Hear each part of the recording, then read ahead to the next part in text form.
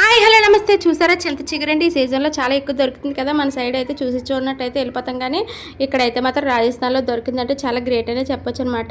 మా వారు అయితే డ్యూటీకి వెళ్ళినప్పుడు అక్కడ ఒక చిన్న చెట్టు అయితే ఉంటే తెచ్చారనమాట. ఇప్పుడు ఏమీ లేదు, వంకాయ చింత చిగురు అయితే కర్రీ అయితే చేశానండి. చాలా బాగా వచ్చింది, మీరు కూడా ట్రై చేయండి. ఫస్ట్ టైం ఆయిల్ వేసేసుకొని అందులో ఆనియన్స్ కొద్ది జీలకర్ర పచ్చిమిర్చి వేసుకున్న తర్వాత ఫ్రై అయిపోయిన తర్వాత మనం సన్నగా కట్ చేసుకున్న వంకాయలు కూడా వేసేసుకొని ఒకసారి ఉప్పు వేసుకున్న తర్వాత ఒకసారి అటు ఇటు కలుపుకొని ఒక 20 మినిట్స్ అయితే సిమ్లో పెడితే మన వంకాయలు చాలా మెత్తగా అయితే మగ్గిపోతాయి అన్నమాట. ఇప్పుడు చింత చిగురు అయితే అలా వేసేసుకుంటే ఆకుల్లో కనిపిస్తాయి కాబట్టి ఇలా మొత్తం అయితే ఫ్రెష్ చేసేసుకొని ఇలా మెత్తగా అయినంత వరకు చేసిన తర్వాత ఇప్పుడు మన పైన అయితే వంకాయల పైన అయితే వేసేసుకోవడమే.